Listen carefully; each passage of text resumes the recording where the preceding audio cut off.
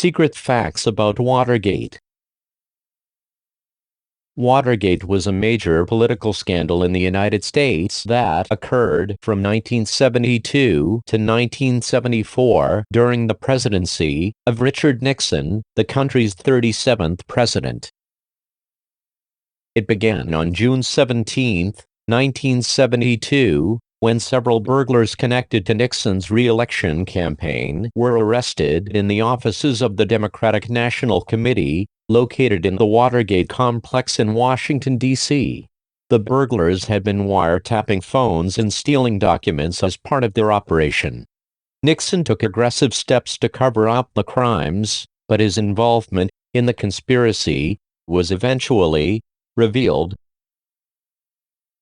This has been public knowledge for some time. However, here are some unreported facts that never made it into any public record. The source of these facts remains anonymous. A package was recently mailed to Anderson Cooper, with no return address. Inside were various storage devices which contained volumes of declassified information about Richard Nixon, purportedly authored by FBI agents from the U.S., KGB agents from Russia, and a couple of pool hustlers from Kansas City named Grimy Z and Shitty P, and they are believed to have mailed the package to Mr. Cooper. The following information is what was found in that package. Richard Nixon was a serial killer. In these reports, he is said to have killed more than 40 people. One wonders, how was he able to leave and re-enter the White House to perpetrate these crimes without being detected by the Secret Service or anyone else? The official answer is lycanthropy. Lycanthropy is a term which describes a person transforming into a wolf or a wolf-like creature. The concepts of lycanthropy have a long history and are often associated with folklore, mythology, and supernatural tales. Nixon would transform himself into a wolf. He would then evade the Secret Service by appearing as a harmless dog, which they would pay no mind to. He would then commit his crimes as the transformed creature. Once his bloodlust was satisfied, he would then re-enter the White House as the wolf, and once inside, transform back into Nixon as a man to carry on as normal. Nixon was responsible for causing the 1972 earthquake, which happened in the Central District of Gir, in Kherson County, Fars Province, Iran. On February 15, 1972, at 5:36 local time, the earthquake Nixon created had a magnitude of 6.7 on the Richter scale and caused the destruction of Gir and serious damage to towns and villages in the surrounding area. How did he do this? Geokinesis. Nixon possessed the gift of geokinesis. Geokinesis is a term used to describe the ability to mentally manipulate and control the earth and its elements, which include rock, soil, sand, and other materials. Nixon is believed to have caused another 9 earthquakes before he resigned. He kept his geokinesis a secret, and would sometimes use it to do light gardening. Nixon was a practitioner of cryptomancy. Cryptomancy is a form of divination by the study of barley cakes in hopes of drawing omens from them. The paste of cakes are closely examined, and the sought-for answers are drawn from the flour spread upon them in random patterns. It was in use among the ancient Aborigines that lived in the Americas. Nixon owned D. Parquet Bakery at 1310 Union Street in Washington, D.C. He was believed to have purchased this bakery for the sole purpose of divining desirable foreign and domestic policy legislation.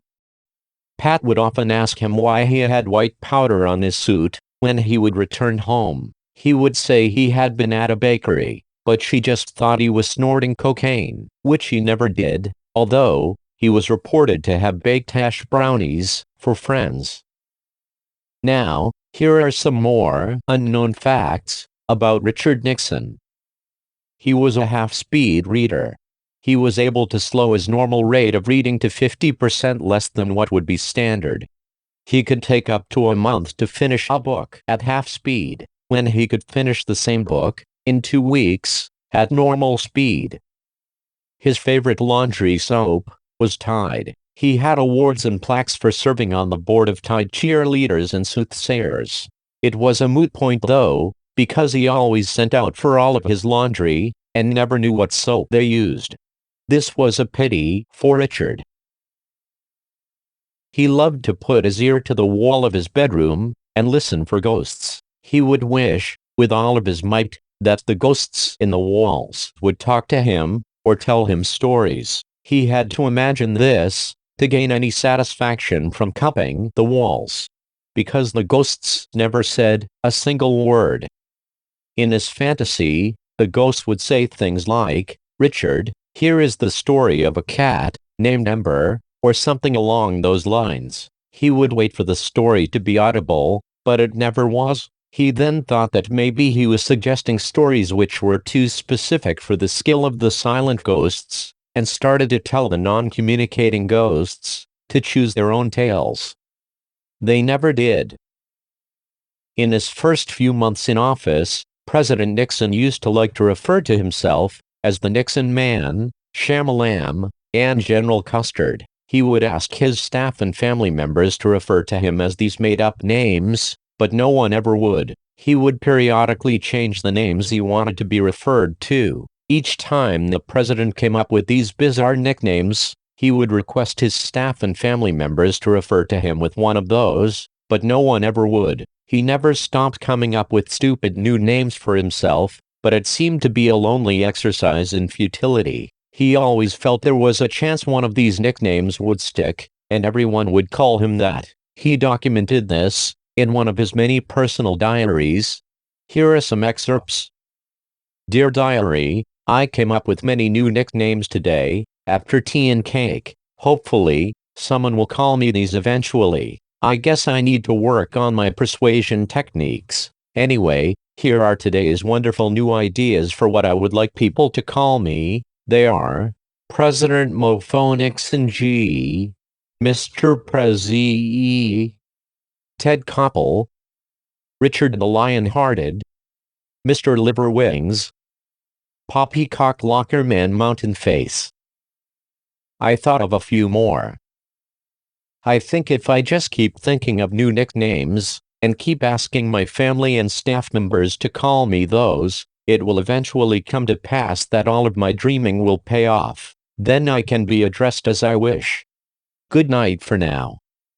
Oh, by the way, I baked Howard and Gordon some hash brownies today. They thanked me and said the high was really clean. Liddy said he felt like his body was floating inside a bathtub, inside a peacock, inside 2 refrigerators that have grease and bobby pins lodged in the sealant strip that goes around the plastic edge that seals the door. I think that means he feels my hash brownies were stellar. That makes me happy because William from my bakery taught me how to make them really good by using a lot of butter on the front end and slowly infusing coconut oil into the batter before baking. Excellent. Now, for real, dear diary, good night.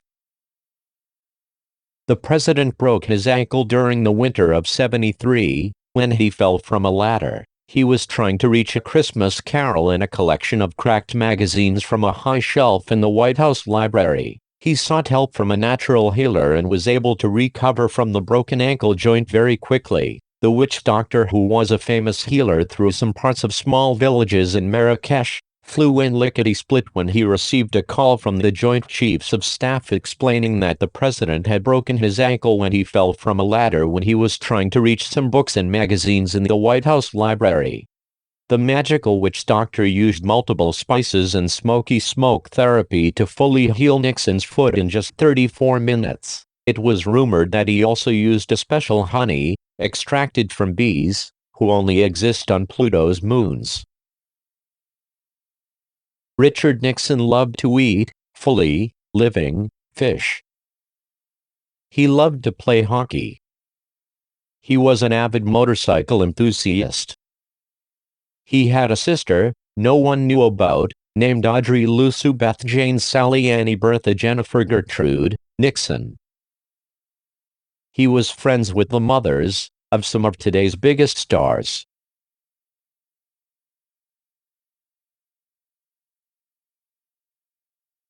He was a devoted fan of music, often seen backstage at some of the biggest 70s rock concerts.